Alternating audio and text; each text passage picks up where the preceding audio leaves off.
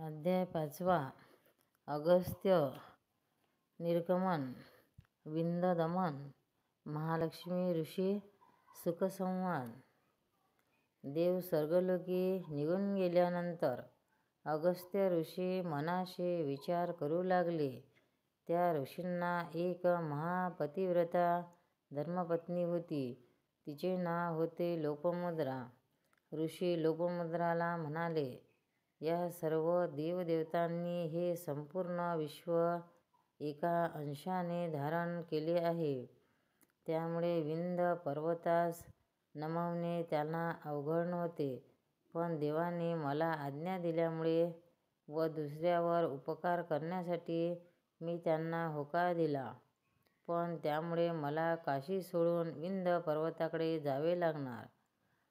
हा विरह मला सहन होणार नाही. विश्वनाथाचे दर्शन घेतल्याशिवाय मी पाणी ग्रहण करत नसतो. हे देवादिदेव महादेवा, माझ्या हातून कोणता अपराध झाल्यामुळे तुझा विरह होणार आहे, हे मला सांग.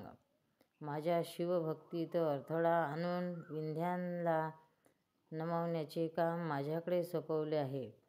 हे गंगामाई, मी पुन्हा येतो. तू सर्वांचे पापभंग करतेस. मला सदैव तुझी आठवण येईल. हे गौरीपुत्र विनायका, हिरंबा लंबोदरा, माझ्यावर आलेले हे विघ्न तूच निवारण कर. तू दुःखहर्ता व सुखहर्ता आहेस. तुझ्या पिताश्रीची भक्ती करताना अचानक विघ्न कशामुळे आले? त्यानंतर अगस्त्य ऋषी व त्याची धर्मपत्नी लोपमुद्रा काशी सोडून निघाले. दिव्य तपसामर्थ्यामुळे ते दोघेही क्षणार्धात विंध्य पर्वताजवळ आले. अगस्त्य ऋषींना दुरूनच पाहताच विंध्य पर्वताने आपले मस्तक खाली केले. अगस्ती ऋषींनी एका आचमनातच सागराचे सर्व पाणी पाषाण केले. त्यामुळे विंध्य पर्वतास भीती वाटू लागली. तो अगस्त्य ऋषींना शरण गेला. ऋषी विंध्य पर्वतास म्हणाले, हे गिरिराजा, तू मेरू पर्वताबरोबर स्वतःची तुलना केलीस, हे योग्य नाही. तुझ्या मनातील दुसऱ्या पर्वताबद्दलचा मत्सर काढून टाक.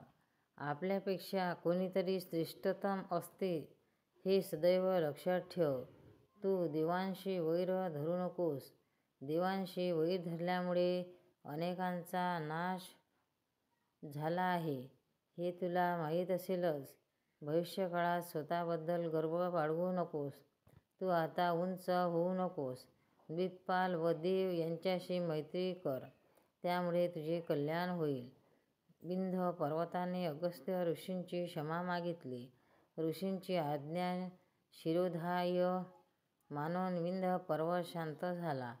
गोदावरी नदीत स्नान करून ते करवीरपुरास कोल्हापुरास आले. तेथे करवीर निवासिनी महालक्ष्मीचे दर्शन घेऊन तिच्यावर स्तुतिसुमने वर्षाव केला. लोपमुद्राने महालक्ष्मीची ओटी दिली व माझे अखंड सौभाग्य टिकून राहावे अशी प्रार्थना केली. महालक्ष्मी व ऋषी दाम्पत्यावर संतुष्ट झाले व प्रसन्न होऊन वर माग असे म्हणाले. अगस्त्य ऋषींनी प्रथम महालक्ष्मीस साष्टांग नमस्कार केला व म्हणाले, हे देवी माता, मी शंभो महादेवाचा परमभक्त आहे. वाराणसी काशी येथे माझा निर्गम्य आश्रम आहे. देवाच्या आज्ञेवरून मी काशी सोडून विंध्य पर्वतास नमवण्यासाठी गेलो होतो. मला महादेवाचा विरह सहन होत नाही. त्यामुळे माझी व विश्वेश्वराची लवकरातच लवकर भेट होऊ दे, असा वर मला दे. महालक्ष्मी म्हणाली, वत्सा, तुझ्या मनातील सदाशिवाबद्दलचे अपार भक्तिप्रेम पाहून मी धन्य झालोय. भविष्यकाळात तुला पुन्हा काशीत जायला मिळेल. पण थोड्यासाठी थोडा धीर धरला पाहिजे. कारण युगाच्या 28 चौकड्या गेल्यानंतर 29व्या चौकडीत जे द्वापारयुग येईल त्यावेळी तुम्ही काशीत वास्तव्यासाठी जाऊ शकाल.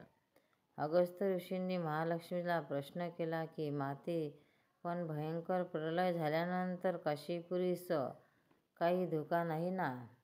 महालक्ष्मी देवी म्हणाली, या सृष्टीत वेगवेगळे प्रलय आहेत. सायंकाळी सूर्यास्त होतो तो नित्य प्रलय होय. जल व पृथ्वी एक होते तेव्हा त्यास भौतिक प्रलय असे म्हणतात. मनुष्यास मृत्यू येतो तेव्हा त्यास आत्यंतिक प्रलय असे म्हणतात. पण ज्यावेळी पृथ्वीसहित ब्रह्मांडाचा प्रलय होतो तेव्हा ब्रह्मदेव समाधिवस्थेत जातो. सर्व ब्रह्मांडाचा ध्यास होत असला तरीसुद्धा शिवानीचा प्राणनाथ गजानन व कार्तिकेयाचा पिता त्रिपुरासुरास ज्याने ठार मारले तो त्रिनयनधारी शंभो, महादेव, नीलकंठ, सदाशिव शंकर आपल्या त्रिशूळाच्या अग्रावर काशीपुरी व तेथे राहणारे शिवभक्त यांच्या जीवाचे तो संरक्षण करतो. यमसुद्धा शिवभक्तांना नमस्कार करतो. काशीतील निवास व मुक्तिदायक असतो. प्रत्येक मनुष्याने आयुष्यात एकदा तरी काशी येथे जाऊन विश्वेश्वराचे दर्शन घ्यावे. तेथे काही दिवस निवास करून सतत ओम नमः शिवाय या पंचाक्षरी मंत्राचा जप करावा. त्यामुळे मनुष्याच्या सर्व मनोकामना पूर्ण होतात. आयुष्यभर यश, लक्ष्मी, औदार्य, ज्ञान, वैराग्य, ऐश्वर्य व सर्व काही मिळते व मृत्यूनंतर शिवलोक प्राप्त होतो. आता तुम्ही दोघे दक्षिण दिशेने जा. तिथे तुमची भेट स्कंद व शिवसुताशी होईल. तो तुम्हाला काशीबद्दल सर्व कथा सांगेल. देवीस पुन्हा वंदन करून अगस्त्य ऋषींनी सपत्नीक दक्षिणेच्या दिशेने प्रयाण केले.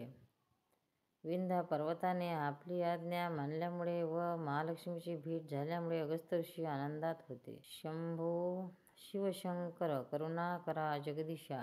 काशीखंड श्री काशीखंड कथासार अध्याय 5.